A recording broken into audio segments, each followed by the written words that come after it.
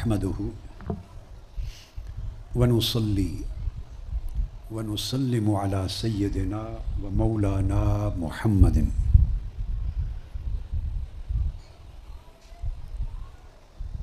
النبي الأمين المكين الحنين الكريم الرؤوف الرحيم وعلى آله وصحبه وأولياء أمته وصلحاء ملته أجمعين. أما بعد، أعوذ بالله من الشيطان الرجيم. بسم الله الرحمن الرحيم. سبحان الذي أسرى بعبده ليلا من المسجد الحرام إلى المسجد الأقصى الذي باركنا حوله لنريه من آياتنا إنه هو السميع البصير. صدق اللہ مولانا العظیم. معزز علماء کرام اور قائدین و کارکنان اعظام، جملہ خواتین و حضرات، طلباء اور طالبات،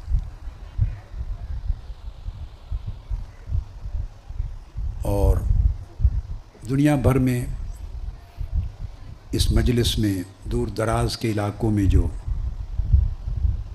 سامعین اور سامعات ہیں ہمارے ساتھ شریک ہیں، سب کو اس مبارک معراج النبی کی رات کی اس مجلس میں جسمانی طور پہ شریک ہونا یا سماعی طور پہ، سمعی اور بصری طور پہ شریک ہونا، اس پر مبارکباد دیتا ہوں، ویلکم کرتا ہوں. اتفاق ہے کہ ان دنوں میں یہاں تھا تو مجھے بھی آپ کے ساتھ اس مبارک رات کی محفل میں شرکت کی سعادت نصیب ہو گئی. بلا تمہید چند متفرق باتیں اس آیہ کریمہ کے حوالے سے حضور نبی اکرم صلی اللہ تعالیٰ علیہ وآلہ وسلم کے معراج کی مناسبت سے عرض کرتا ہوں. بہت عرصے کے بعد یہ موقع ملا ہے، یعنی کسی محفل معراج النبی صلی اللہ تعالیٰ علیہ وآلہ وسلم میں مرکز پر آپ کے ساتھ شریک ہونے کا. اس موضوع پر ممکن ہے مجموعی طور پہ 100 سے زیادہ میرے خطابات ہوں گے، مگر ہر خطاب میں نئے پہلوؤں اور نئی جہتوں پر گفتگو کی ہوگی. آپ کے پاس وہ کتابی صورت میں بھی ہیں اور کیسٹس کی صورت میں بھی ہیں. آج کچھ نئی چیزیں جیسے اگر ذہن میں جیسے جیسے آئیں گی وہ آپ کے سامنے رکھنا چاہتا ہوں. آقا علیہ الصلوۃ والسلام کے اس سفر معراج کے 3 مرحلے ہیں. یہ بات معروف ہے، علماء بیان کرتے ہیں اور آپ ہمیشہ سے سنتے ہیں. اس سفر کے 3 مرحلے ہیں. ایک مرحلہ مسجد حرام سے مسجد اقصیٰ تک کا، جیسے فرمایا گیا اعوذ باللہ من الشیطان الرجیم سبحان الذی اسری بعبدہ لیلا من المسجد الحرام الی المسجد الاقصیٰ. پاک ہے وہ ذات جو لے گئی اپنے مقرب برگزیدہ محبوب بندے کو مسجد حرام سے مسجد اقصیٰ تک رات کی ایک تھوڑی سی کڑی میں. یہ پہلا مرحلہ ہے. دوسرا مرحلہ، یہ مرحلہ قرآن مجید میں صراحت کے ساتھ مذکور ہے. اس کا انکار کرنا کفر ہے. معراج نبوی صلی اللہ علیہ وسلم کے اس حصے کا انکار بولیے کفر ہے، نص صریح سے ثابت ہے.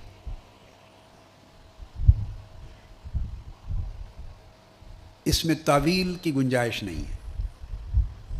دوسرا حصہ مسجد اقصیٰ سے فوق السماوات، آسمانوں سے اوپر، سدرۃ المنتہا تک، عرش تک، پھر اس سے اوپر، اس کو فوق السماوات کہہ دیتے ہیں، یا الی سدرۃ المنتہا الی العرش المعلی. تو مسجد اقصیٰ سے آسمانی کائنات اور بالائی کائنات کی آخری منزل تک یہ احادیث صحیحہ سے ثابت ہے، احادیث صحیحہ سے ثابت ہے۔ اور ان حدیث صحیحہ میں اور روایات میں اتنی کثرت ہے، کثرت طرق ہے کہ وہ حد تواتر کو پہنچتی، معنوی طور پر حد تواتر کو پہنچتی ہیں۔ اس دوسرے حصے کا انکار کرنا اعتقادی فسق ہے، گمراہی ہے۔ آدمی کافر تو نہیں ہوتا مگر گمراہ کہلاتا ہے۔ کیا؟ گمراہ کہلاتا ہے، اعتقادی طور پہ فاسق ہو جاتا ہے۔ یہ دلال ہے، گمراہی ہے۔ پھر فوق السماوات کا جو مرحلہ ہے، پہلے حصے کو مسجد حرام یعنی مکہ معظمہ سے بیت المقدس مسجد اقصیٰ تک کا جو پہلا مرحلہ، اس کو اسراء کہتے ہیں۔ اس لیے قرآن مجید نے لفظ اسراء استعمال کیا۔ جو دوسرا مرحلہ ہے مسجد اقصیٰ سے جب آقا علیہ السلام اوپر تشریف لے جاتے ہیں، اس کو معراج کہتے ہیں۔ عرب دنیا میں اس رات کو جب مناتے ہیں، عرب دنیا سارے مرحلوں کو وہ بھی مانتی ہے، عقیدہ رکھتی ہے، مگر وہاں جو معروف، مروج اور متداول لفظ ہے وہ شب اسراء ہے۔ وہ اس کو لیلۃ الاسراء کہہ کے مناتے ہیں۔ ہمارے ہاں پاکستان، انڈیا، بنگلہ دیش اور علاوہ اس کے گرد و نواح کے خطوں میں اس کو لیلۃ المعراج کہتے ہیں، شب معراج۔ ہمارے ہاں یہ لفظ زیادہ معروف ہے، عرب دنیا میں قرآنی لفظ ہے لیلۃ الاسراء، اس لفظ کا استعمال اور رواج زیادہ ہے۔ پھر سدرۃ المنتہا سے آگے، جہاں بعض احادیث میں آتا ہے کہ سیدنا جبرائیل امین علیہ السلام بھی رک گئے، اور اس سے آگے آقا علیہ الصلوۃ والسلام کے ساتھ شریک سفر رہنے کی استعداد اور صلاحیت اور طاقت ان میں نہیں تھی۔ وہ جو اس سے آگے کا سفر ہے قاب قوسین او ادنیٰ تک، جس کی آخری منزل کا کوئی تعین نہیں ہے، نہ وہ ذہنوں میں آ سکتی، اس کو بعض کتب میں بعض عرفاء نے، خواجہ نظام الدین اولیاء نے بطور خاص اور کئی اور عرفاء اور اولیاء نے اعراج کا نام دیا ہے۔ اعراج کا ایک تیسرے مرحلے کو ایک تیسرا نام بعض بزرگوں نے دے دیا، ورنہ دوسرے مرحلے کو سدرۃ المنتہا سے بھی آگے تک، قاب قوسین او ادنیٰ تک، مسجد اقصیٰ سے لے کے آن ورڈ سارے کو معراج بھی کہہ سکتے ہیں۔ اگر یوں کہیں تو عنوان دو بن جائیں گے، اسراء اور معراج، اور اگر تینوں مرحلوں کو الگ الگ ٹرم عنوان دیں تو پھر اسراء، معراج اور اعراج کا نام دے دیں۔ اس حصے کا انکار کرنا حق اور ثواب سے ہٹ جانا ہے، یعنی حق اور ثواب سے محروم ہونا ہے۔ مگر اس حصے کے انکار کرنے سے نہ بندہ کافر ہوتا ہے اور نہ صریح گمراہ ہوتا ہے۔ آپ سمجھیں بات کو؟ یہ بات میں نے اس لیے سمجھائی کہ ہمارے ہاں ایک ہی بات سکے بند ہوتی ہے اور ایک ہی ٹھپا ہاتھ میں ہوتا ہے، وہ ہر جگہ لگاتے جاتے ہیں، تفریق نہیں کرتے۔ علم تفریق کرنے، حسب مرتبہ تفریق کرنے اور ہر چیز کی تفصیل کرنے کا نام۔ تو آپ کو معلوم ہونا چاہیے کہ کس حصے کے انکار سے بندہ کافر ہو جاتا ہے، کس حصے کے انکار سے بندہ ضال اور گمراہ ہو جاتا ہے، اور کس حصے کے انکار سے بندہ ثواب سے محروم ہوتا ہے۔ ثواب سواد کے ساتھ، اجر و ثواب کے معنی میں نہیں، یعنی صحت عقیدہ یا عقیدے میں خیر کا پہلو، اس سے محروم ہوتا ہے۔ یہ جو اب تک گفتگو میں نے کی، یہ معروف ہے، اس کو آپ نے کئی بار سنا ہے، پڑھا ہے، بیشتر لوگ جانتے ہیں جو علمی شغف رکھتے ہیں۔ جو اتنا نہیں جانتے تو انہیں معلوم ہو گیا۔ اب یہاں سے جو آگے آج کی نشست کے لیے خصوصی چند باتیں کرنا چاہتا ہوں وہ یہ ہے کہ یوں تو سارا سفر معراج حضور علیہ الصلوۃ والسلام کا جسم مع الروح کے ساتھ، جسد مع الروح، یعنی سارا سفر معراج جسمانی ہے، مسجد حرام سے لے کے مسجد اقصیٰ تک، اور مسجد اقصیٰ سے سدرۃ المنتہا تک، اور سدرۃ المنتہا سے قاب قوسین او ادنیٰ تک، سارا سفر تینوں مرحلوں پر مشتمل، سارا سفر جسمانی اور روحانی مشترکہ ہے، یعنی جسم اقدس کے ساتھ ہے۔ اس پورے سفر کا کوئی ایک مرحلہ بھی ایسا نہیں جو صرف آپ کی روح مبارک نے کیا ہو اور جسم اقدس ساتھ نہ ہو۔ اب بات سمجھ گئے؟ میں پھر دوہرا رہا ہوں، یہاں سے آج کی مجلس کا حصہ شروع ہو جائے گا۔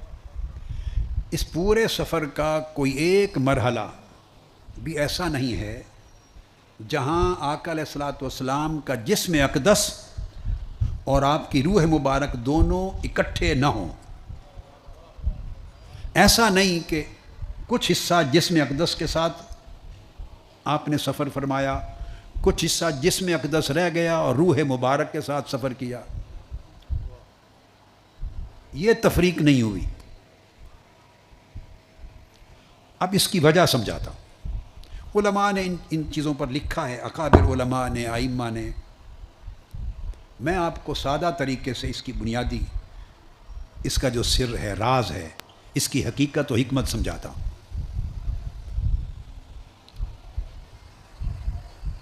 میں یہ پہلی دلیل سمجھانا چاہتا ہوں کہ آپ سارے سفر کو کچھ حصہ جسم کے ساتھ اور کچھ حصہ روح کے ساتھ اس طور پہ تقسیم نہیں کر سکتے، تقسیم نہیں کر سکتے۔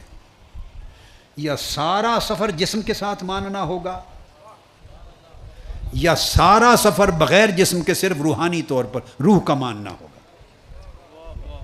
اکٹھا نہیں چلا سکتے کہ اتنی جگہ سے۔ اب یہ میں نے کہا یہ آج کی نشست کا حصہ ہے جو نیا ہوگا، جو اس انداز سے پہلے بیان نہیں کیا ہوگا۔ تھیم تو کبھی بدلتا نہیں ہے، ایک ہی ہوتا ہے، مگر یہ چیزیں نئے طریقے سے آپ کو سمجھ میں آئیں گی۔ میں دہرا رہا ہوں کہ آپ اس سفر کو کچھ معراج اور آپ کا اسراء مع الجسد فقط، اور کچھ حصہ سفر مع الروح فقط، بلا جسد، بغیر جسم کے، اس طرح اس سفر کے حصے اور ٹکڑے نہیں کر سکتے۔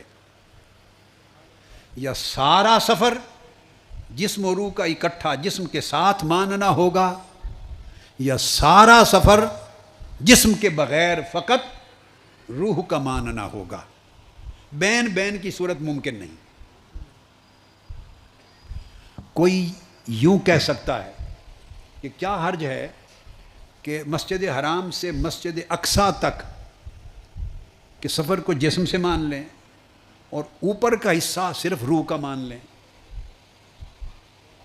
کوئی یہ کہہ سکتا ہے، اور ہم بھی اس کو بات سمجھنے سمجھانے کی غرض سے ایک لمحے کے لیے اپنے پاس رکھتے ہیں اور اس پر غور کرتے ہیں۔ اگر کوئی کہے کہ صرف روح کے ساتھ ہوا ہے، کوئی کہے کہ یہ معراج فقط روحانی ہے، تو یہ بات یاد رکھ لیں، روحانی معراج سے مراد، جو لوگ ایسا کہتے ہیں وہ منامی معراج ہوتا ہے، خواب کی معراج۔ روحانی معراج سے مراد یعنی سوئے اور رات خواب میں معراج کیا، منامی معراج ہے، خواب کی معراج، یہ ہے روحانی معراج کا معنی۔ اگر آپ روحانی اور منامی معراج مان لیں تو یہ معجزہ ہی نہ رہا۔ اگر اس موقف کو مان لیں تو یہ معجزہ ہی نہ رہا اور معجزے کا کلیتاً انکار ہو گیا۔ اور یہ قرآن مجید میں اللہ پاک کا فرمانا سبحان الذی اسریٰ بعبدہ استغفر اللہ العظیم، یہ ایک ایسا اللہ کا ایک ایسا دعویٰ بن گیا کہ جس دعوے کی کوئی ضرورت ہی نہیں تھی اور جس دعوے میں کوئی حقیقت ہی نہیں تھی، کہ پاک ہے وہ ذات جو اپنے بندے کو لے گئی وہ ذات خواب میں تو ہزاروں اولیاء کو لے جاتی ہے، تو آقا علیہ السلام کی تخصیص کیا ہوئی؟ خواب میں تو ہزاروں اولیاء آقا علیہ السلام کی امت کے ایسے ہو گزرے ہیں اور ایسے ہوتے ہیں جنہیں خواب میں مسجد حرام سے مسجد اقصیٰ تک خواب میں اور کبھی آسمانوں تک یہ سفر کرایا جاتا ہے، کئیوں نے کیا ہے، اللہ کے کئی اولیاء نے یہ سفر کیا ہے۔ اور اگر وہ خواب ہی کا سفر ہے تو پھر تو آقا علیہ السلام کی تخصیص نہ رہی، اور تخصیص جب نہ رہی تو معجزہ نہ رہا، جب معجزہ نہ رہا تو اللہ کا کلام غیر ضروری بن گیا اور دعویٰ بغیر بنیاد کے بن گیا۔ تو یہ نہ قرآن میں اس کا ورود ریلیونٹ رہا، نہ سورہ النجم والنجم اذا ہوا سے آگے وہ کوئی 16-17 آیتوں کا کوئی ریلیونس نہ رہا آقا علیہ السلام کی ذات سے۔ وہ الگ بات ہے، اس بحث میں نہیں پڑھتے کہ اس سے مراد جبرائیل امین کو لینا ہے، ما زاغ البصر وما طغی، یہ اللہ پاک کو لینا ہے۔ ثم دنا فتدلی سے مراد آقا علیہ السلام کو اور اللہ کی ذات کو لینا ہے، یا آقا علیہ السلام کو اور جبرائیل امین کی ذات کو لینا ہے۔ فتدلی سے مراد کس کو لینا ہے؟ فکان قاب قوسین او ادنیٰ سے مراد کس کو لینا ہے؟ بحث تو یہی ہوتی ہے نا علماء میں کہ اس جگہ اس لفظ کا اشارہ اللہ رب العزت کی طرف ہے یا اس کا اشارہ سیدنا جبرائیل علیہ السلام کی طرف ہے۔ بھائی اللہ کی طرف ہو یا جبرائیل امین کی طرف ہو، اگر سب کچھ خواب میں ہوا ہے تو یہ معجزہ ہی نہیں ہے۔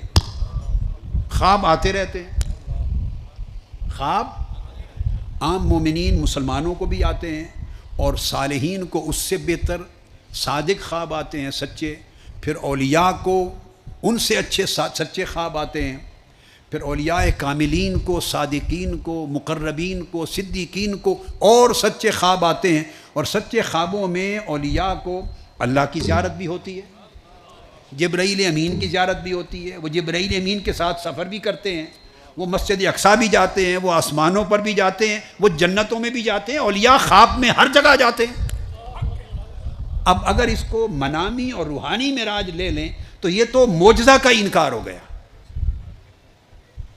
یہ تو معجزہ کا ہی انکار ہو گیا۔ اور اللہ پاک جو اس طرح فرما رہے ہیں سبحان الذی، پاک ہے وہ ذات، کوئی بڑا کام ہو تو تب اللہ اس بات کو سبحان الذی سے شروع کرتا ہے۔ آپ بھی سبحان اللہ کہتے ہیں نا، ایک عام بات ہو، مثلا یہ اگر میں پانی پی لوں تو آپ سبحان اللہ کہیں گے؟ ہر کوئی پانی پیتا ہے، اس میں سبحان اللہ کی کون سی بات ہے؟ آپ سمجھ گئے؟ اگر کوئی کھانا کھا لے تو سبحان اللہ کی کون سی بات؟ کسی کو نیند آ جائے، اس میں خواب آ جائے تو سبحان اللہ کی کون سی بات ہے؟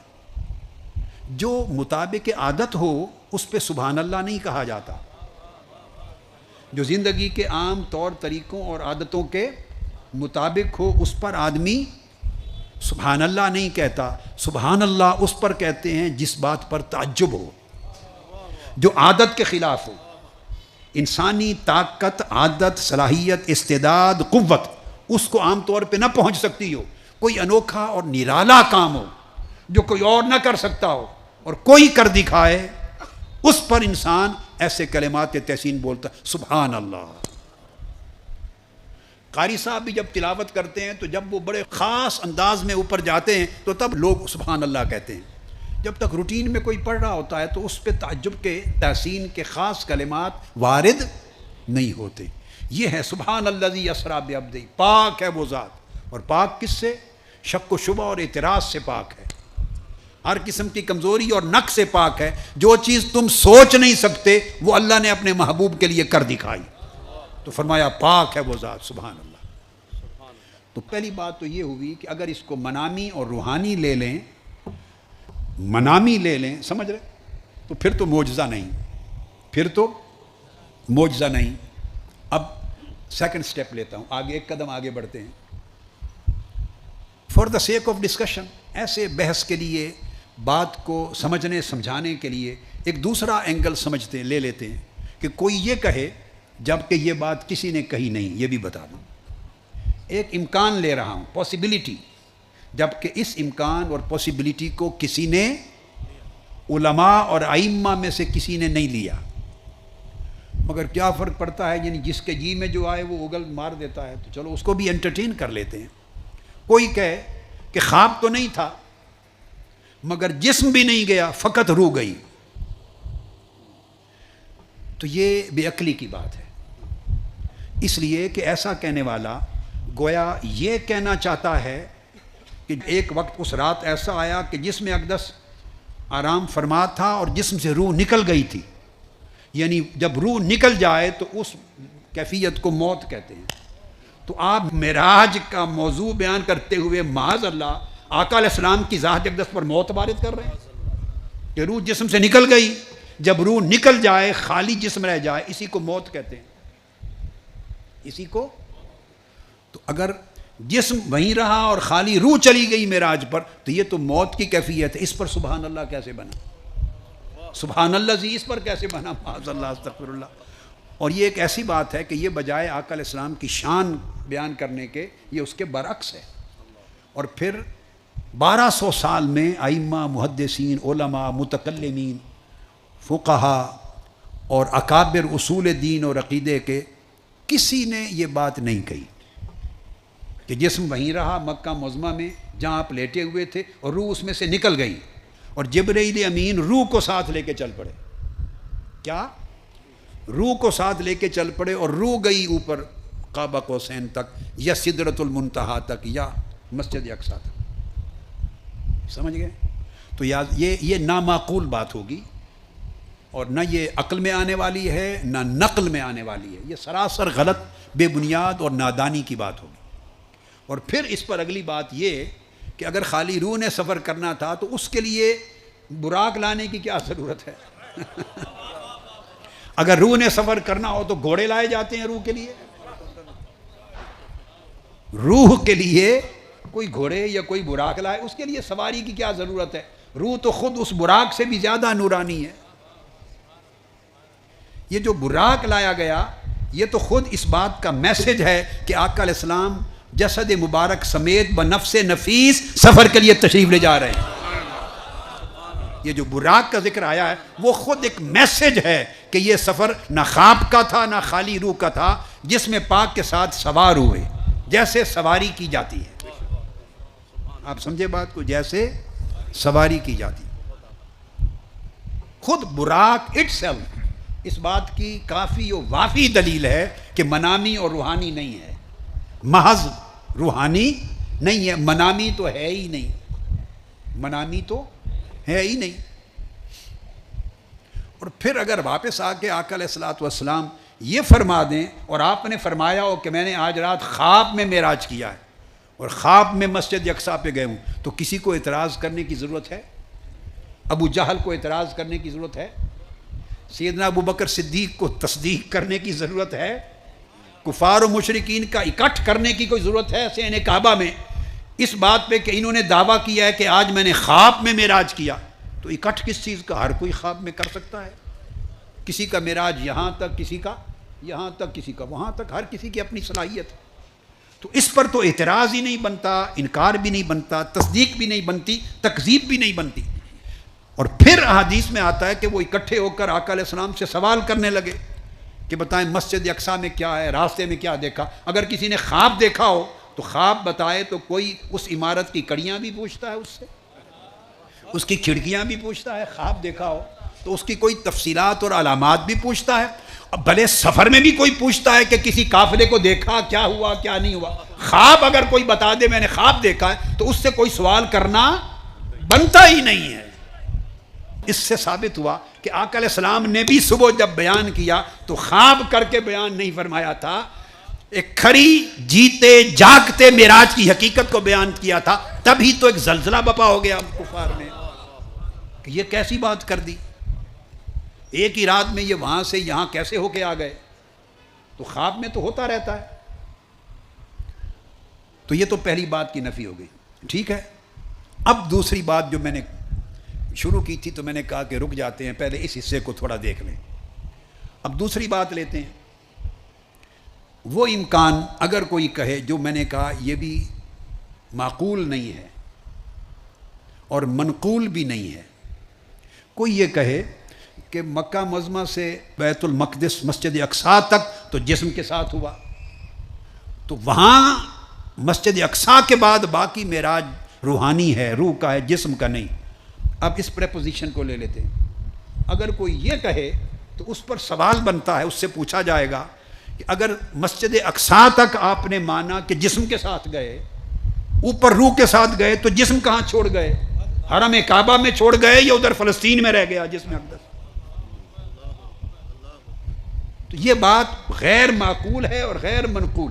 یعنی آپ اگر تقسیم کریں گے تو کیا بنے گا؟ مسجد اقصیٰ تک جسم کے ساتھ گئے تو وہاں کیا ہوا کہ پھر وہاں سے روح اقدس نکال لی گئی، جسم وہیں چھوڑ دیا گیا۔ اگر کہیں کہ جسم ادھر ہی رہا تو پھر تو مسجد اقصیٰ تک بھی جسم کے ساتھ نہیں گئے، اور اگر کہیں وہاں تک جسم کے ساتھ گئے اوپر روح کے ساتھ تو جسم پھر وہاں کہاں چھوڑا؟ روح کب پلٹی، پھر جسم میں کب آئی، اور اس عرصے میں جسم زندہ رہا یا وفات پا گئے؟ سارے سوال جو مکہ معظمہ میں قیام کے دوران وارد ہونے تھے وہ سارے القدس میں وارد ہو گئے۔ اب آپ سمجھے؟ آپ نے وہاں لے جا کر پھر جسم اور روح کو جدا کر دیا، تو جسم اقدس کا کیا بنا، روح اقدس کا کیا بنا؟ تو اوپر روح اقدس کو لے جانے کی ضرورت کیا تھی اگر جسم نہیں جا رہا؟ تو جسم اقدس وہاں رہا یا وہاں سے براق پر واپس آ گیا؟ وہ براق پر واپس آ گیا تو روح مبارک کس چیز پر گئی؟ اگر براق روح لے گئی اوپر تو جسم واپس کیسے آیا؟ آپ بات کو سمجھیں۔ لہذا اگر آپ اس مفروضے کو بنا لیں تو اس میں بھی کوئی جان، عقل اور شعور اور دلیل نہیں ہے۔ تو میں نے عرض کیا نہ یہ جواز ہے کہ منامی خواب میں ہوا، نہ اس امر کا جواز ہے کہ جسم وہیں رہا، جسم اقدس اور خالی روح معراج پر گئی، اس کا بھی کوئی جواز نہیں، اور نہ اس امر کا جواز ہے کہ آدھا سفر جسم و روح کا اکٹھا ہوا اور وہاں جسم اقدس رہ گیا اور روح مبارک اوپر چلی گئی۔ ان تینوں امکانات میں سے کوئی امکان قابل قبول نہیں بنتا۔ یہاں تک سمجھ گئے آپ؟ اب ہم اسی پر آ جاتے ہیں جو اصل جمہور کا مذہب ہے کہ آقا علیہ الصلوۃ والسلام کا سارا سفر معراج مسجد حرام سے لے کے قاب قوسین او ادنا تک وہ جسم و روح کے ساتھ اکٹھا ہے۔ جسم اقدس کے ساتھ گئے، روح مبارک کے ساتھ گئے۔ اب ایک سوال پیدا ہو سکتا ہے کہ براق لانے کی کیا ضرورت تھی؟ براق لانے کی کیا ضرورت ہے؟ تو اس کے جواب میں ایک بات پہلے سمجھا چکا ہوں اشارتاً، اس کو ریپیٹ کرتا ہوں۔ ایک ضرورت تو یہ تھی، یہی ثابت کرنے کے لیے کہ آقا علیہ السلام کا معراج، اسراء اور معراج جسم و روح کے ساتھ اکٹھا ہو رہا ہے۔ سواری اس بات کی دلیل ہے کہ کوئی سوار ہو کر جا رہا ہے، یہ نہیں کہ خالی خواب میں یا روح کے ساتھ اوپر سفر کر رہے ہیں۔ براق اس لیے لایا کہ ثابت ہو کہ جسمانی معراج ہو رہا ہے، جسمانی معراج ہو رہا ہے۔ اسباب کئی ہیں، میں صرف اسی ایک نقطے پر اگر بات شروع کر لوں تو پھر ہماری ساری رات اسی ایک نقطے پر گزر جائے گی کہ براق کیوں لایا گیا۔ ساری رات اسی ایک، ہر چیز آگے پیچھے چھوڑ دیں گے تو ایک رات صرف اس ایک حکمت کے بیان کے لیے بھی کافی نہیں ہے۔ اس میں درجنوں حکمتیں اور توجیحات آتی چلی جائیں گی۔ میں نہیں جانا چاہتا، تھوڑا تھوڑا کر کے اکثر چیزوں کو، ساری تو نہیں کہتا، اکثر ضروری چیزوں کو تھوڑا تھوڑا کر کے کور کرنا چاہتا ہوں۔ تو دوسری حکمت بیان کرتا ہوں کہ براق کیوں لایا گیا۔ اس لیے کہ اس دنیا سے سفر فرما رہے ہیں، اس دنیا سے سفر شروع ہو رہا ہے، تو اسباب، یہ دنیا عالم اسباب ہے، اور ہر کوئی جو اس دنیا میں سفر کرتا ہے سواری پر سفر کرتا ہے۔ لہٰذا اس دنیا کا جو عالم اسباب کا جو طور طریقہ ہے اس کو قائم رکھنے کے لیے، تاکہ دنیا کو پتہ ہو کہ اسباب کے ساتھ سفر کیا۔ آقا علیہ السلام کو اگر معراج سفر ہی آسمانوں سے ہوتا تو شاید براق نہ لایا جاتا۔ سفر چونکہ اس دنیا عالم اسباب سے ہوا ہے، اور ہر کوئی جب سفر کرتا ہے تو سواری پہ سفر کرتا ہے، سفر کرتا ہے تو سواری پہ سفر کرتا، اس لیے سواری لائی گئی تاکہ آقا علیہ السلام کے سفر کی جو ہیئت ہے، سفر کی جو شکل ہے، وہ عالم اسباب کے طریقوں سے مطابقت کر جائے، عالم اسباب کے جو طور طریقے ہیں ان کے ساتھ موافقت ہو جائے، اور اسی سے ثابت ہو کہ واقعی جسمانی معراج ہو۔ تو عالم اسباب میں جو اسباب، اور تیسری چیز یہ کہ امت کے لیے اور بڑے بڑے اولیاء کے لیے بھی یہ خاص بات، عوام سے متعلق یہ نکتہ نہیں، امت کے اولیاء کے لیے جو بغیر سواری کے سفر کر سکیں اپنی روحانی طاقت کی بنیاد پر، انہیں بھی یہ درس دے دیا جائے کہ بغیر سواری کے اڑتے پھرنے میں بلند رتبہ نہیں، سواری پر جانے میں رتبہ بلند ہے۔ یہ آقا علیہ السلام کی سنت ہے۔ تدبیر کو چھوڑنا بلند مقام نہیں ہے، تدبیر کی سنت کے مطابق چلنا یہ بلند رتبہ ہے، تاکہ جو روحانیت والے لوگ ہیں، اولیاء ہیں، صالحین ہیں، اللہ والے اور ایمان رکھنے والے مومنین، ایمان والے مسلمان، ان کو معلوم ہو جائے کہ تدبیروں کو اور اسباب کو چھوڑ کر پرواز کرنا اور چھوڑ پر آرزویں رکھنا، تدبیر و اسباب کو چھوڑ کر یہ سنت محمدی کے خلاف ہے۔ آقا علیہ السلام سے بڑھ کر تدبیر اور سبب کے بغیر سفر کی طاقت اور کون رکھ سکتا ہے کائنات؟ آقا علیہ السلام سے بڑھ کر تدبیر اور سبب کے بغیر کوئی طاقت رکھ سکتا ہے؟ آپ سے بھی زیادہ یا آپ جتنی؟ کوئی نہیں۔ پھر لے جانے والے ساتھ جبرائیل ہیں، جبرائیل ساتھ ہو تو اس سے بڑھ کر بھی پھر کسی اور کی طاقت ہو سکتی ہے؟ بدون تدبیر، بغیر سبب کے جائیں، اور پھر اللہ فرمائے کہ اللہ لے کر گیا، اللہ کی ذات ہو لے جانے والی، اور پھر بغیر تدبیر کے ہو۔ اب بات کو سمجھیں، آقا علیہ السلام خود جانے والے ہوں، تدبیر کی حاجت ہے؟ تدبیر اور سبب کی محتاجی ہے؟ بولیے نہیں بھئی، اگر تدبیر اور سبب کی محتاجی ہوتی تو جب چاند ٹکڑے کیا تو وہاں کون سی تدبیر استعمال تھی؟ آقا علیہ السلام کو کون سی محتاجی ہے تدبیر اور سبب کی؟ اگر تدبیر اور سبب کے محتاج ہوتے تو جب ڈوبے سورج کو پلٹایا تو کون سے رسے باندھے ہوئے تھے پلٹانے کے لیے؟ کون سی تدبیر تھی؟ جب درختوں کو زمین سے بلا کے تو جڑوں سمیت کھینچ لیا، سجدہ گیر ہو گئے، جب پتھروں نے کلمہ پڑھا، مردے زندہ ہو گئے، انگلیوں سے پانی پھوٹ پڑا، تو کون سی تدبیریں تھیں وہاں استعمال ہوئی؟ تو آقا علیہ السلام کے تو سینکڑوں معجزات بغیر تدبیر کے، بغیر تدبیر کے کر سکتے ہیں۔ تو جو بلا تدبیر اتنی بڑی طاقت جن کو اللہ نے عطا کی ہو، وہ سفر کرتے ہوئے اللہ کی بارگاہ کی طرف اگر تدبیر کو نہ چھوڑیں اور سبب کو نہ چھوڑیں اور سوار ہو کے جائیں، تو آقا کی امت میں لوگ تدبیر چھوڑنے لگے تو یہ کون سی بڑائی کی بات ہوگی؟ اس سے یہ نقطہ اخذ کرتا ہوں، براق کی سواری سے اخذ کرتا ہوں، جو بیمار لوگ ہیں وہ علاج نہیں کرواتے، کہتے ہیں خالی دم سے ٹھیک کر دیں، تو دم برکت کا عمل ہے، اس سے برکت ہوگی، مگر علاج کی تدبیر کو چھوڑنا نہیں چاہیے، یہ سنت کے خلاف ہے۔ میں براق سے اخذ کر رہا ہوں یہ نقطہ، آپ کو سمجھ آئی ہے؟ اپیرنٹلی کوئی سمجھے گا براق کا اور یہ علاج کا کیا تعلق ہے، نہیں، یہ تعلق آپ سمجھ گئے ہیں۔ بہت سے لوگ بے شمار معاملات میں تدبیر چھوڑ دیتے ہیں، جو سنت ہے وہ چھوڑ دیتے ہیں، اور تدبیر سے بالا چاہتے ہیں سب کچھ ہو جائے، یہ بھی ہو جائے، بچے بھی ہو جائیں، امتحان میں بھی پاس ہو جائیں، علاج بھی ہو جائے، شفا یابی بھی ہو جائے، کاروبار بھی شاندار، سارا کام تدبیر سے بالا چاہتے ہیں۔ یہ سنت نہیں ہے، سنت، اور جو کوئی آپ کو یہ راستہ دکھائے وہ ولی اللہ نہیں ہو سکتا۔ جو کوئی آپ کو ایسا راستہ دکھائے، دعویٰ کرے، وہ ولی اللہ اور صالح اور متبع سنت نہیں ہو سکتا۔ کمال اتباع سنت میں ہے، جو اتباع سنت میں جتنا بلند ہوتا چلا جائے گا، جتنا بلند ہوتا چلا جائے گا، اس کا مرتبہ ولایت اتنا اونچا ہوتا چلا جائے گا۔ تو تدبیر اور اسباب کو ترک کرنا سنت نہیں ہے، اسباب کو استعمال کرنا سنت ہے، استعمال کرنا۔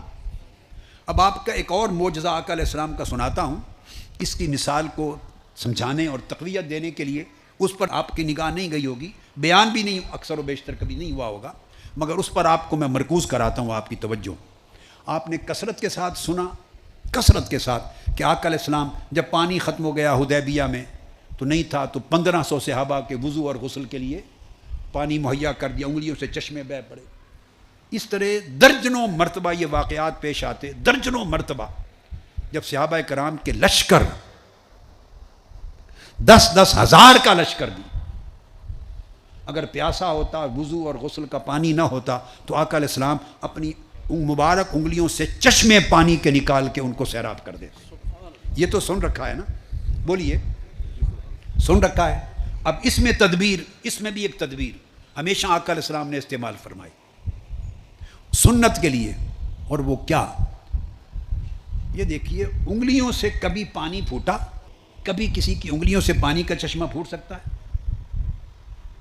موسیٰ علیہ السلام نے بھی جب اپنی امت کو، بنی اسرائیل کو پانی کے چشمے دینے تھے تو اپنی انگلیوں سے نہیں پھوڑے وہ چشمے، زمین میں عصا مارا، چونکہ چشمے زمین سے پھوٹا کرتے ہیں، چشمے زمین ہی سے پھوٹتے ہیں، پتھروں سے پھوٹتے ہیں، زمین سے پھوٹتے ہیں۔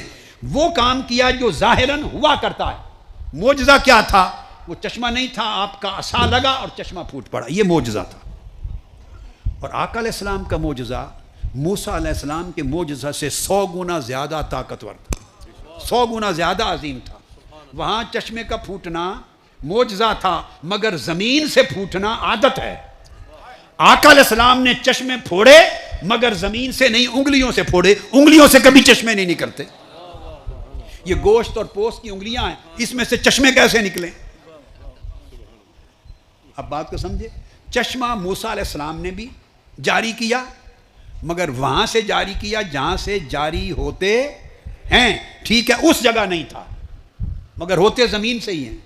مگر آقا علیہ السلام نے زمین سے چشمے جاری نہیں کیے، جب ضرورت پڑی اپنی انگلیوں سے جاری کر دیے۔ انسانی جسم سے کبھی چشمے نہیں نکلتے، انگلیوں سے کبھی چشمے نہیں پھوٹتے، یہ 100 گنا بڑا معجزہ تھا۔ اس میں بھی سنت تدبیر جاری رکھی، سنت تدبیر۔ آپ سوچ رہے ہوں گے وہ کیسے؟ سن لیں، ایسا آقا علیہ السلام نے کبھی نہیں کیا کہ جب پانی کی ضرورت صحابہ کرام کو پڑی تو ان کے سامنے ایسے ہوا میں انگلیاں کر دی، ہاتھ، اور انگلیوں سے سیدھے چشمے جاری فرما دی۔ ہوا اس طرح ہی ہے، مگر اس طریقے سے نہیں کیا۔ جب ضرورت پڑتی تو آپ فرماتے کوئی برتن لے آؤ، تھوڑا سا پانی لے آؤ، کوئی کوزہ لے آؤ، کوئی لوٹا جیسے لوگ استعمال کرتے ہیں، کوئی چھاگل لے آؤ، کوئی کوزہ لے آؤ، کوئی برتن منگواتے اس میں کچھ پانی ہے، فرماتے لے آؤ۔ عرض کرتے صحابہ کرام یا رسول اللہ ایک بوند بھی نہیں رہ گئی۔ مشکیزہ لے آؤ، یا رسول اللہ ایک بندے کا پینے کا بھی نہیں رہ گیا، خالی ہو گئی۔ فرمایا کوئی بات نہیں، لے آؤ۔ حتیٰ کہ کچھ نہ ہوتا تو فرماتے کہ پیالہ ہی لے آؤ۔ کوئی برتن منگواتے، اس برتن میں دست مبارک ہاتھ ڈالتے تاکہ ایک پردہ ہو جائے، تاکہ ایک پردہ ہو جائے، ہاتھ کو چھپا دیتے اور پھر چشمے جاری کر دیتے، پھر چشمے جاری کر دیتے۔ اب بات کو سمجھے، ایسے نہ کرتے تاکہ کوئی جادو غریبی نہ سمجھے، واہ واہ، جادو غریبی نہ سمجھے، اور کوئی سارا بلا تدبیر بھی نہ سمجھے۔ یعنی وہ جو تھوڑا سا پانی ہوتا، ایک قطرہ، 2 قطرے، 2 بوندیں، اس میں ہاتھ ڈبو کے دریا بنا دیتے، دریا بنا دیتے۔ کسی کی کھجوریں بڑھا دی تو ایسا نہیں کرتے تھے کہ ایسے زمین پہ کھجوروں کا انبار لگا دیا، نہ، 2 4 5 کھجوریں ہیں چھاگل میں، اس میں رکھ لو، ہاتھ ڈال دیتے اور کہتے اس کو کھولنا نہیں، تمہاری نسلیں کھاتی رہیں گی، ختم نہیں ہوگی۔ اور حضرت ابو ہریرہ فرماتے ہیں کہ سیدنا عثمان کے زمانے تک 25 سال ہماری نسلیں کھاتی رہیں اور میں بھی کھاتا رہا، ورنہ ایک دن کی کھجوریں تھی، ایک دن صبح اور شام کھائی جاتی، تو ہاتھ ڈال کر پردہ رکھ کر اسی کو سمندر بنا دیتے۔ تو یہ تدبیر بھی اختیار کرتے کہ تاکہ 2 بوند پانی بھی ہے، چند کھجوریں بھی ہیں، ان کو بڑھاتے، کرتے تخلیق، کرتے تخلیق، مگر شکل تکثیر کی رکھتے، یعنی پیدا کرتے، پانی پیدا کرتے، مگر شکل ایسی دکھاتے جیسے زیادہ فرما رہے ہیں۔ سمجھ آئی بات کی آپ کو؟ جی، تو یہ براق سے بات چلی تھی کہ براق پر سفر اس لیے فرمایا تاکہ سبب کو استعمال کرنا، تدبیر کو استعمال کرنا سنت ثابت ہو جائے کہ اس سے بڑا معجزہ کیا ہوگا۔ اللہ کی بارگاہ میں جانا، معراج، اس سے بڑا تو کوئی معجزہ نہیں ہے نا، یہ آخری حد ہے۔ اس معجزے میں بھی آقا علیہ السلام نے تدبیر کی صورت کو اور سبب کو کاٹا نہیں ہے، برقرار رکھا ہے۔ یہ ہے براق۔ اب میں دوسری بات اسی میں ایک اور کر رہا تھا کہ آقا علیہ الصلوۃ والسلام جسم اقدس کے ساتھ اپنے پیکر بشریت کے ساتھ تشریف لے گئے۔ پہلا پڑاؤ دیکھتے ہیں وہ مسجد اقصیٰ پہ ہوا ہے، من المسجد الحرام الی المسجد الاقصیٰ۔ مسجد اقصیٰ میں پہلا سٹے ہوا، سٹاپ اوور ہوا ہے آقا علیہ السلام کا۔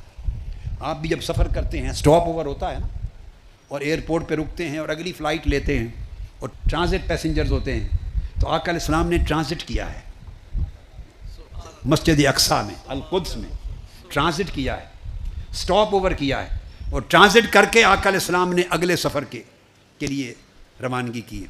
اس ٹرانزٹ میں جو خاص چیز ہوئی، خاص وہ یہ کہ تمام انبیاء علیہ السلام صف آرا ہوئے اور آقا علیہ السلام نے ان کو جماعت کروائی، امامت کروائی۔ اب اس نقطے کو سمجھاتا ہوں، تمام انبیاء علیہ السلام آقا علیہ السلام کے مقتدی بنے اور آپ نے جماعت، انبیاء کی جماعت کو امامت فرمائی۔ اب دیکھنے والی بات یہ ہے کہ انبیاء علیہ السلام جب صف میں کھڑے تھے، تمام انبیاء، تو کیا وہ اپنے اصلی جسموں کے ساتھ جسمانی طور پہ کھڑے تھے؟ بولیے، اگر وہ اصلی جسموں کے ساتھ کھڑے تھے تو قبروں میں ان کے جسم کہاں گئے؟ اور ایسا کسی حدیث اور روایت سے ثابت نہیں ہے کہ وہ جسموں سمیت قبروں سے نکل آئے تھے۔ ایسا نہیں ہوتا کہ وہ اپنی اپنی قبور سے اپنی اصل اجساد مبارکہ کے ساتھ نکل آئے تھے اور بنفس نفیس اپنے مبارک اصلی جسموں کے ساتھ صفوں میں کھڑے تھے، آقا علیہ السلام کے پیچھے نماز پڑھی۔ ایسا نہیں۔ ایک چیز تو بڑی کلیئر کر لیں، نہیں ہے۔ اب دو امکان ہو سکتے ہیں۔ کتنے؟ ایک امکان یہ ہو سکتا ہے کہ فقط مقدس ارواح تھی ان کی اور وہ مقتدی تھی، اور یہ حق ہے۔ دوسرا یہ امکان ہو سکتا ہے کہ ارواح اجساد مثالیہ ان کو مل گئے، مثالی جسم مل گئے، اللہ پاک نے دے دیے، تو ان کی روحیں تھیں مگر مثالی اجساد کی شکل میں، مثالی جسموں کی شکل میں۔ تو مثالی جسم امیجز ہوتے ہیں، امیجز ہو جاتے ہیں۔ بس ان دو میں سے ایک امکان ہے، پہلے والا نہیں ہے۔ اب جو نقطہ یہاں سمجھانا چاہتا ہوں، ان اینی کیس انبیاء علیہ السلام خواہ اجساد مثالیہ کے ساتھ ہوں، یعنی مثالی جسم کے ساتھ کھڑے تھے، اور خواہ مجرد روحوں کے ساتھ کھڑے تھے، دونوں صورتوں میں ان کی مقدس ارواح تھیں، دونوں صورتوں میں مقدس ارواح تھیں جو نماز پڑھ رہی تھیں آقا علیہ السلام کی اقتداء میں۔ اور آقا علیہ السلام جب آگے کھڑے تھے وہ خالی روح نہیں تھی، وہ جسم کے ساتھ کھڑے تھے۔ اب یہ بات سمجھیں، تو اس میں تو کوئی شک نہیں کہ انبیاء علیہ السلام سارے اپنی مقدس ارواح کے ساتھ، روحوں کے ساتھ کھڑے ہیں، ان کی ارواح انبیاء ہیں، اور ارواح انبیاء کی امامت جسد مصطفیٰ کروا رہے ہیں۔ آقا علیہ السلام کا جسم مبارک، آف کورس روح مبارک اندر ہے، جسم روح اکٹھا ہے۔ جب ہم جسد مبارک کی بات کرتے ہیں تو روح سمیت ہے۔ انبیاء کی ارواح، روحیں، مقتدی اور امامت آقا علیہ السلام کے جسد مبارک کے ساتھ حضور فرما رہے ہیں۔ یہ بات آپ سمجھیں۔ اب امام مقتدیوں سے عرفہ اور اعلیٰ ہوتا ہے۔ امامت عرفیت اور افضلیت سے ہوتی، اعلیٰ مقام ہوتا ہے۔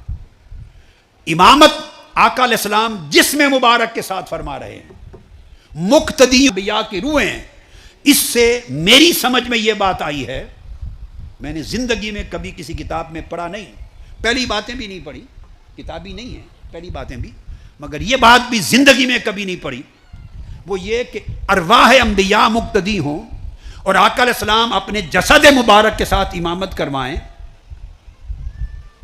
تو اس کا مطلب یہ ہوا کہ آقا علیہ السلام کا جسم بھی انبیاء کی روحوں سے افضل ہے۔ یہ بات کہنا چاہتا ہوں۔ میری سمجھ میں یہ بات آئی ہے جو میں نے اخذ کیا ہے اللہ کی توفیق سے کہ آقا علیہ السلام کی بشریت بھی پیکر بشری جسم مبارک بھی انبیاء کی روحوں سے افضل اور عرفہ والا ہے اور زیادہ منور ہے. اور ان ادر ورڈز دوسرے لفظوں میں یوں کہوں گا کہ آقا علیہ السلام کا جسم اطہر بھی انبیاء کی روحوں سے زیادہ لطیف ہے. جسم اطہر یعنی آپ کا پیکر بشری بھی انبیاء کی مقدس روحوں سے زیادہ لطیف ہے. اس لیے انبیاء کی مقدس ارواح مقتدی ہیں اور آقا علیہ السلام اپنے جسم اقدس کے ساتھ امام ہیں. تو گویا اس سے ایک نقطہ اور جو میں اخذ کر پایا ہوں اور سمجھ پایا ہوں اللہ رب العزت کی توفیق سے، وہ یہ کہ اللہ رب العزت نے آقا علیہ السلام کے جسم اطہر کو، جو بشری پیکر ہے، جو پیکر بشریت ہے، جسم اطہر، اس کو اتنی نورانیت، اتنا نور دیا ہے جسم کو کہ وہ انبیاء کی روحوں کے نور سے بھی زیادہ طاقتور ہے. اور یاد رکھ لیں روح خود نور ہوتی ہے. بولے روح خود نور ہوتی ہے. روح مادی شے نہیں ہے، روح نور ہوتی ہے. اور پھر انبیاء کی روحیں نور علی نور، نوروں سے افضل نور انبیاء کی روحیں.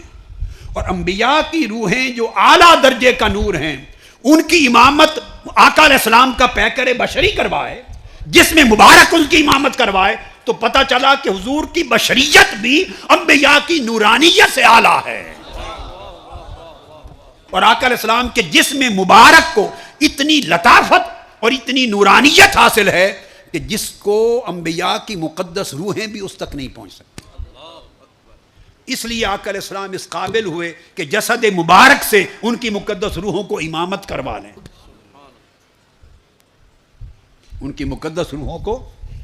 اور یہ پھر دوسرا، یہ آپ کا مقام و مرتبہ بھی ہے، یہ آپ کا مقام و مرتبہ بھی ہے کہ اولین و آخرین تمام انبیاء اور رسول آقا علیہ السلام کی اقتداء میں اور امامت میں نماز پڑھیں. تو آقا علیہ السلام کا درجہ کیا. اس سے ایک چیز اور جو میری سمجھ میں آئی ہے وہ یہ کہ آقا علیہ السلام کا اس سے دیکھنا چاہیے، سمجھنا چاہیے کہ جو جسم اقدس ہے، پیکر بشریت ہے، اس کی حیت کیا ہے، اس کی حقیقت کیا ہے، جو انبیاء کی ارواح سے بھی بلند و بالا ہے. تو اس پیکر بشری کا اور جسم اطہر کا اپنا حال کیا ہے. تو میں یہ محسوس کرتا ہوں جو کچھ کتب میں پڑھا، نصوص کو دیکھا، تشریحات کو دیکھا، تعویلات کو دیکھا، تعبیرات کو دیکھا،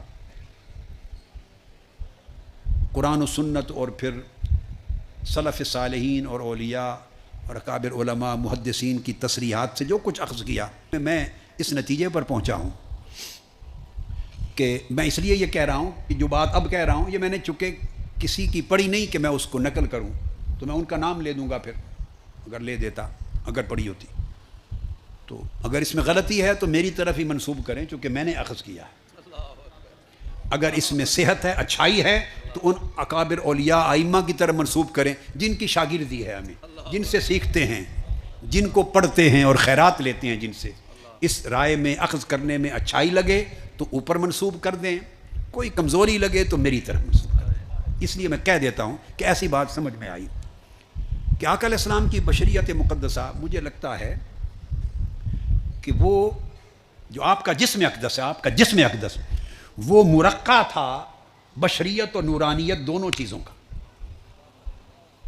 آپ کا جسم اقدس فقط بشری نہیں تھا. اب آپ سمجھئے کہ کیا آپ کو بتا رہا ہوں. جسد اقدس، جسم مبارک فقط بشری پیکر نہیں تھا، بشری پیکر بھی تھا اور مرقع نور بھی تھا. وہ بشریت اور نورانیت دونوں کا مرقع تھا. اس لیے اب آپ اس نقطے کو سمجھ کے جب مطالعہ کریں گے اور سمجھیں گے تو آپ پر بات کھل جائے گی. اس لیے آپ کے جسم اقدس پر بشری خواص بھی تھے اور آپ کے جسم اقدس میں نورانی خواص بھی تھے. ایسی خاصیتیں بھی تھی جو بشری خاصیتیں ہوتی ہیں اور ایسی خاصیتیں بھی تھی جو بشر کی نہیں ہوتی، وہ نورانی خاصیتیں ہوتی ہیں. بات کو سمجھے؟ مثلا اب جب تک یہ نقطہ آپ کے ذہن میں بیٹھ گیا، اب مثالوں سے آپ سمجھ جائیں گے، مثالیں معلوم ہیں آپ کو، جب جوڑیں گے اس نقطے کو تو مثالوں کے ساتھ تو بات کھل جائے گی۔ آپ نے سنا ہے، پڑھا ہے کہ جسم اقدس کا سایہ نہیں تھا، اب سایہ نہ ہونا یہ بشر کی خواص میں سے نہیں، یہ نور کے خواص میں سے ہے، اور جسم کا سایہ ہونا یہ بشری خواص میں سے ہے۔ تو سایہ جسم ہو یہ بشری پہلو ہے، اور سایہ نہ ہو یہ نور کا پہلو ہے۔ جسم کا عالم یہ تھا، جسد اقدس کا عالم یہ تھا، اسی وجہ سے آقا علیہ السلام کے حسن کی کوئی مثال نہ تھی۔ جسم اقدس سے ایک اور مثال دیتا ہوں، پسینہ نکلتا تھا، پسینہ آتا تھا، تو جسم پر پسینہ آئے یہ بشری خواص میں سے ہے کہ پسینے کا آنا بشری خواص میں سے ہے، مگر پسینے میں خوشبو آئے یہ بشری خواص نہیں، نورانی خواص میں سے ہے۔ کوئی پسینہ کسی بشر کا ایسا نہیں ہو سکتا جس میں تھوڑی یا زیادہ سمیل نہ ہو۔ جب پسینہ آئے گا بھلے جسم میں ہو، بغل میں ہو، کہیں ہو، یا کپڑوں پہ جائے تو اس میں سمیل آئے گی، یہ بشری خواص ہے۔ تو پسینے کا آنا بشری حصہ تھا، اور اس میں سمیل کا نہ آنا بلکہ خوشبو آنا یہ نور کا حصہ تھا۔ آپ سمجھیں بات؟ کس طرح دو چیزیں جمع تھی، کس طرح دو چیزیں جمع تھی، اور جو خوشبو آتی پسینہ مبارک سے وہ خوشبو لگائے بغیر آتی۔ کوئی کہے کہ آپ خوشبو لگاتے تھے، یہ آقا علیہ السلام کی سنت ہے، درست ہے، مگر یہ ثابت ہے حدیث صحیحہ سے کہ بدون خوشبو لگائے بغیر بھی جدھر سے گزر جاتے فضائیں معطر ہو جاتی۔ ٹھیک ہے، یہ اس نقطے پر چونکہ پھر ارتکاز نہیں کر رہا، ورنہ پھر ساری رات اسی ایک نقطے پہ وضاحت کرنے لگے تو پتہ نہیں 2 راتیں گزر جائیں ایک نقطے پر، اس لیے ایسے ایک 2 مثالیں دے کے گزر رہا ہوں۔ اسی طرح ایک اور خاصیت بتاتا ہوں، سیکریشنز آپ کے زبان دہن مبارک میں، منہ مبارک میں ہوتی، جس سے لعاب دہن بنتا ہے، تھوک بنتا ہے، ہمارا تھوک بنتا ہے، تو آقا علیہ السلام کا بھی لعاب دہن بنتا، تو لعاب دہن کا بننا یہ بشری خواص میں سے ہے، مگر اس میں جراثیم کا نہ ہونا نور کے خواص میں سے ہے۔ لعاب دہن کا بننا بشری خواص میں سے ہے، مگر اس سے بیماروں کو شفا ہو جانا یہ نور کے خواص میں سے ہے۔ آپ کے اور میرے لعاب سے نہیں ہو سکتا، اس میں جرمز ہوں گے، بیکٹیریا ہوگا، تو بیکٹیریا کہاں چلے گئے؟ وہ نور میں گم ہو گئے۔ لعاب دہن بنا یہ بشری خواص ہے، اور بیکٹیریا نہیں ہوئے، شفا آ گئی، یہ نور، عالم نور کے خواص میں سے۔ اس طرح بہت ساری بیسیوں مثالیں، بیسیوں آقا علیہ السلام کی سیرت طیبہ اور آپ کے فضائل میں موجود ہیں، معلوم ہو سکتی ہیں، بس میں چند ایک مثالیں دیتے ہوئے آگے بڑھا دیا بات۔ اس سے میں یہ سمجھ پایا ہوں کہ جسم اقدس، بشریت اور نورانیت، جسم اقدس ہی دونوں کا مرکب تھا۔ دیکھیے ایک چیز جو میں نے پہلے 80s کے زمانے کے خطابات میں کہی، 80 کی جو دہائی تھی اس کے خطابات میں ایک چیز آپ کو ملتی ہے، علماء سے بھی سنتے ہیں، کتابوں میں بھی آتا ہے کہ آقا علیہ السلام کی شانیں ہیں الگ الگ، بشریت کی بھی شان ہے، نورانیت کی بھی شان ہے، اور حقانیت کی بھی شان ہے۔ یہ سن رکھا ہے نا آپ نے؟ وہ الگ بات ہے، یہ جو آج کہہ رہا ہوں یہ الگ بات ہے۔ بشریت اقدس کی شان جسم اطہر سے متعلق، نورانیت کی شان آپ کے نور سے متعلق، حقانیت اور مظہریت کی شان آپ کی حقیقت سے متعلق۔ یہ سبجیکٹ الگ تھا جو پہلے کئی بار بیان کیا اور آپ عمر بھر سنتے رہے۔ آج میں وہ بات نہیں کہہ رہا ہوں، بالکل نئی بات کہہ رہا ہوں۔ وہ یہ کہہ رہا ہوں کہ 2 شانیں بشریت اور نورانیت کی دونوں ہی آقا کی جسم اقدس میں جمع تھی، دونوں جسم اقدس میں جمع تھی۔ اب یہاں سے ایک اور چیز سمجھانا چاہ رہا ہوں، ایک نقطہ اور آگے بڑھتے ہیں۔ سوچئے اگر بشریت کی شان اور نورانیت کی شان دونوں آقا علیہ السلام کے جسم اطہر میں ہوں تو دونوں شانیں تو جسم میں آ گئیں، تو جب روح پر پہنچے تو عالم کیا ہوگا؟ اب بات کو سمجھے؟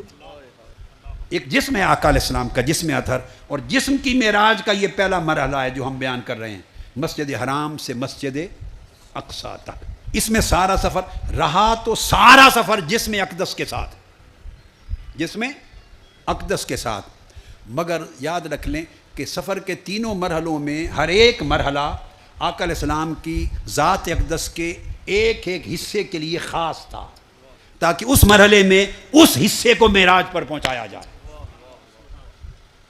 ویسے تو تینوں مرحلوں میں جسم اقدس اور روح مبارک اکٹھے رہے، اس پر ہم ابتدائی گفتگو بڑی خوبصورت کر چکے ہیں نا۔ اب میں جو بات کہہ رہا ہوں وہ یہ کہ بے شک اول تا آخر جسم و روح اکٹھے رہے، مگر معراج کے تین جو مرحلے ہیں، اسراء اور معراج، مسجد اقصیٰ تک ایک اور سدرۃ المنتہا تک دوسرا، اور اس سے آگے مقام قعبہ قوسین او ادنیٰ تک تیسرا، یہ جو تین حصے ہیں سفر کے، ان میں سے ہر ایک حصہ آقا علیہ السلام کی ذات اقدس کی ایک ایک شان کو الگ الگ معراج کروانے کے لیے تھا، اس خاص شان کے لیے خاص تھا۔ تو گویا مسجد حرام سے مسجد اقصیٰ تک پہنچے تو یہ جسم آخر تک رہا، مگر بطور خاص جسم کی معراج تھی، بطور خاص جسم کی معراج تھی، کہ جب جسم مصلی پر امامت کروا رہا ہے اور انبیاء کی روحیں مقتدی بن کے کھڑی ہیں، یہ جسم کی معراج تھی۔ اور مسجد اقصیٰ سے جب آگے گئے سدرۃ المنتہا تک تو آقا علیہ السلام کی روح مبارک کی معراج تھی، حالانکہ وہاں بھی جسم ساتھ تھا، اور جب جسم کی معراج تھی تو روح ساتھ تھی، جسم و روح جدا نہیں ہوئے کہیں بھی، مگر پہلے حصہ معراج میں فوکس کہتے ہیں، کیا فوکس، جسم اطہر کے جو لطائف ہیں، آقا کے جسم پاک کے جو لطائف ہیں اور جسم پاک کی جو شانیں ہیں اور آپ کے جسم اقدس کی جو خاصیتیں ہیں اور اس کے جو مرتبے ہیں، انہیں معراج پر پہنچانا مقصود تھا۔ وہ جسم جو میں نے کہا کہ جسم کے اندر بھی بشریت و نورانیت دونوں جمع تھے، جسم کا سمجھایا نا کہ جسم کی یہ شان تھی، لعاب دہن میں شفا تھی اور پسینہ میں خوشبو تھی اور جسم کا سایہ نہ تھا۔ یہ جو جسم کے خواص ہیں، ان جسم کے خواص کو معراج کرانا مقصود تھا۔ القدس سے جب آگے چلے تو آقا علیہ السلام کے جسم کو معراج ہو گئی تھی، اس جسم کی معراج ہو گئی تھی۔ اور جب القدس سے مسجد اقصیٰ سے آگے سدرۃ المنتہا پہ پہنچے تو جب سدرۃ المنتہا کو آقا علیہ السلام نے چھوڑا تو آپ کی روح اقدس کی معراج ہو گئی تھی۔ اب یہ جو مرتبے ہیں، بشریت کا مرتبہ، نورانیت کا مرتبہ، روحانیت کا مرتبہ، یہ جو انسان مراتب کو دیکھتا ہے، مختلف فرشتوں کا نورانیت کا مرتبہ ہے، انسانوں کا بشریت کا مرتبہ ہے، پھر اللہ والوں کی روحانیت کا مرتبہ ہے، بھئی یہ سارے مرتبے تو آقا علیہ السلام کے جسد اقدس میں گم ہو گئے، یہ تو جسد مبارک میں آ گئے سارے۔ اب جب آقا علیہ السلام کا روح کا مرحلہ معراج آتا ہے، جس میں جسم ساتھ تھا مگر دوسرے مرحلے میں فوکس روح مبارک پر تھا، محمدن اسپرٹ پر تھا۔ پہلے محمدن باڈی پر فوکس تھا، پہلے فوکس آپ کی باڈی پر تھا، اب فوکس آپ کی spirit per, civil and spirit per focus ہے۔ جب روح پر فوکس ہوا معراج کا، اور فوکس سے مراد اس کا بھی فوکس ہے نا جو لے جا رہا ہے، وہ جو لے جا رہا ہے۔ پہلے مرحلے میں فوکس اس چیز پر تھا کہ جسم کے لطائف اور مقامات کو معراج ہو جائے، دوسرے مرحلے میں فوکس روح محمدی پر تھا کہ اس روح محمدی کے لطائف کو معراج ہو جائے۔ تو جب سدرۃ المنتہا سے آگے گزرے تو جسم و روح سب کے لطائف کی معراج ہو گئی تھی۔ اب جو چیز انسانی سمجھ میں آنے والی ہے وہ ختم ہو گئی یہاں، اس سے آگے انسان کیا سمجھے گا، اس سے آگے کیا سمجھے گا؟ تو میں اس کو آپ کے لیے یوں سمجھاتا ہوں کہ پہلے مرحلے پر جسم کا معراج ہو رہا ہے، دوسرے مرحلے پر آپ کے قلب کا معراج ہو رہا ہے، قلب محمدی کا معراج ہو رہا ہے۔ اور قلب پر جو واردات ہوتی ہیں، دل پر جو واردات ہوتی ہیں ان کا معراج ہو رہا ہے، اور دل کے احوال کا معراج ہو رہا ہے، اور دل کے مقامات کا معراج ہو رہا ہے۔ اور جب سدرۃ المنتہا سے آگے بڑھے اور قاب قوسین او ادنیٰ تک گئے تو وہاں قلب، جسم و قلب کے معراج ہو چکے تھے، اب آقا علیہ السلام کی روح کا معراج شروع ہوا ہے، وہاں سے روح اقدس کا معراج شروع ہوا ہے، روح اقدس کا معراج شروع ہوا ہے۔ جسم جب معراج کی طرف جاتا ہے انسانی زندگی میں، جسم روحانی معراج کی طرف جاتا ہے جسم، تو کم کھاتا ہے جسم اور کم کھانے سے گزارا ہو جاتا ہے. یہ اس کی معراج کا سفر ہے. کم سوتا ہے، گزارا ہو جاتا ہے. جسم میں لطافت آنے لگتی ہے، جسم میں پاکیزگی آنے لگتی ہے، جسم کے شمانی حصے مغلوب اور کمزور ہونے لگتے ہیں. جو جو جسم کی طلبات ہیں، طلب ہے جسم کی جو ضروریات ہیں ان میں کمی آنے لگتی ہے اور جسم ان سے بے نیاز ہونے لگتا ہے. تھوڑا تھوڑا بے نیاز ہونے لگتا ہے. تو جب جسم ان چیزوں سے بے نیاز ہونے لگے اور ان کی محتاجی سے نکلنے لگے تو سمجھیں جسم اپنے روحانی معراج کی طرف جا رہا ہے.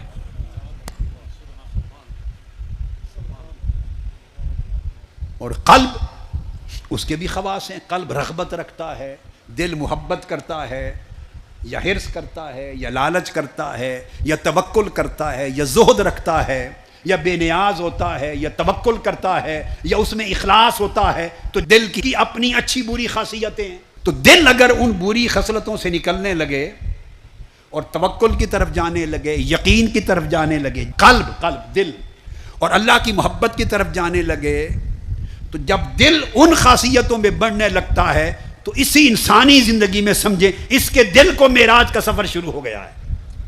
اس کے دل کا سفر معراج شروع ہو گیا ہے.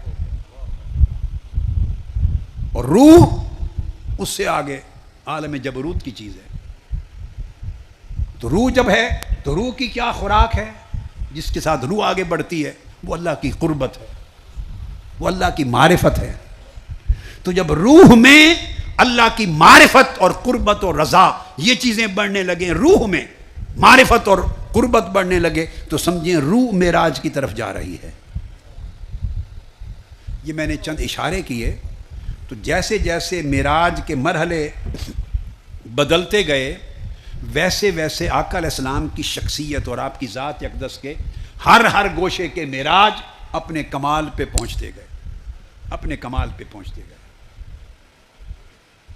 اور جب قاب قوسین او ادنا کا مقام آیا اور اللہ رب العزت کے ساتھ، اب یہاں ایک بات سمجھنے والی، جب اس مقام پر اللہ کی معیت خاصہ میں، اللہ کی بارگاہ میں اس مقام پر جا پہنچے تو بتائیے یہاں اس دنیا میں اللہ کسی سے دور ہے؟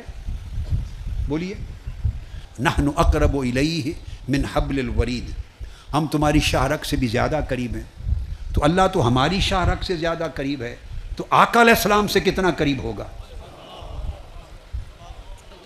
اللہ تو ہماری شاہ رگ سے زیادہ قریب ہے، ہم سے ہماری شاہ رگ سے زیادہ قریب ہے.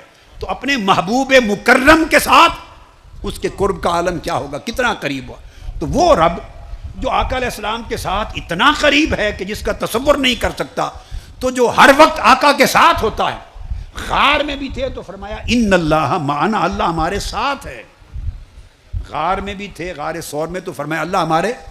تو جب اللہ ہر وقت حضور کے ساتھ ہے اور آقا علیہ السلام سے کبھی جدا ہوا ہی نہیں، وہ اپنے بندگان مومنین سے جدا نہیں ہوتا، اپنے انبیاء و مرسلین سے جدا کیسے ہوگا؟ تو جب حضور کے اتنا قریب تھا تو وہ کون سی قربت تھی جس کے لیے حضور وہاں گئے؟ سوچنا ہوگا. یہاں جو ہر وقت قریب ہیں وہ اگر یہی قربت تھی، یہی قربت جو زمین پہ میسر ہے، تو یہ قربت لینے کے لیے کعبہ قوسین پر جانے کی کیا ضرورت؟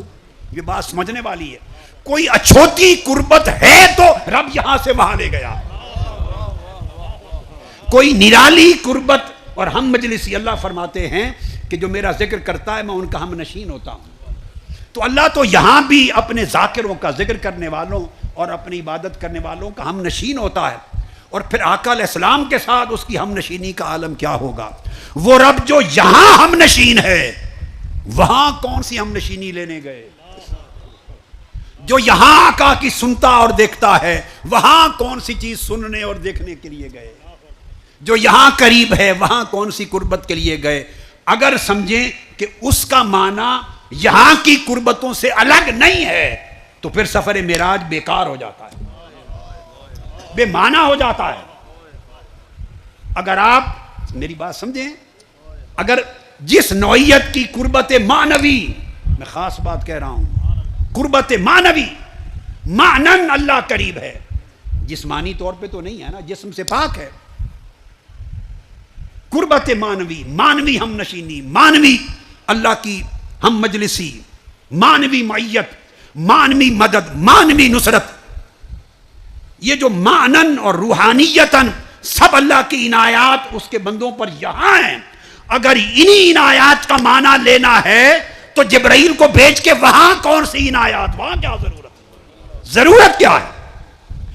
یہ ماننا ہوگا، اور اس کے بغیر کوئی چارہ ہی نہیں ہے کہ اگر قربت کے لیے گئے تو وہ قربت یہاں کی قربت سے کوئی جدا تھی، اس سے جدا تھی وہ قربت. اگر ہم نشینی کے لیے گئے تو وہ ہم نشینی اس دنیا کی ہم نشینی سے جدا تھی. اگر دیدار کے لیے گئے تو وہ اس دنیا کی قلبی رویت، دل کا جو دیدار کرنا، اس سے جدا تھا. اور اس کے ساتھ اس کے سامنے بیٹھ کر ہم کلام ہونے کے لیے گئے تو وہ کلام تو ہر روز قرآن کی صورت میں یہاں بھی کرتا تھا، اس ہم کلامی سے جدا تھی. اگر یہاں اور وہاں کو ایک جیسا بنا دینا ہے تو معراج بے مقصد ہو جاتی ہے، بے مقصد ہو جاتی ہے. لہذا سب کچھ جو وہاں ملا وہ تھا جو یہاں کے حصے میں نہیں ہوتا. جو وہاں ملا وہ تھا جو یہاں کے حصے میں نہیں ہو جاتا. اور اب بات ختم کرنا چاہ رہا ہوں تو آخری بات جو کہنا چاہتا ہوں کہ جو عنایات وہاں تھیں وہ عنایات ہیں جو یہاں نہیں، بولیے، ہو سکتی. اگر یہی جو معنوی عنایات کا تصور یہاں پر ہے، اگر یہی معنی لینا ہے تو معراج کا مقصد فوت ہو جاتا ہے. وہ اس کو تحصیل حاصل کہتے ہیں، لا حاصل ہے، کوئی مقصد نہیں رہتا.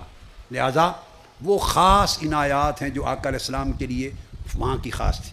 تو آخری بات جو کہنا چاہتا ہوں یہ سمجھ لیں، جو وہاں تھا اور وہاں بلا کر جو دینا تھا، اور وہاں بلا کر جو آقا علیہ السلام کا حال کرنا تھا، اور وہاں بلا کر جو آقا کو مقام دینا تھا، اور وہاں بلا کر آقا علیہ السلام کو جو کچھ بنانا تھا، جو وہاں تھا اگر وہ یہاں ہوتا تو وہاں بلایا نہ جاتا. سو وہ یہاں نہ تھا اس لیے وہاں بلایا. اور جب وہاں سے پلٹے اور یہاں آئے تو ہمارے لیے یہ ساری کائنات یہاں رہی، آقا علیہ السلام کے لیے یہ یہاں بھی وہاں بن گیا، یہ یہاں بھی وہاں بن گیا. جانے سے پہلے یہ یہاں تھا اور کعبہ قوسین وہاں تھا. جب پلٹ کے آئے تو حضور جدھر جاتے وہاں ساتھ رہتا.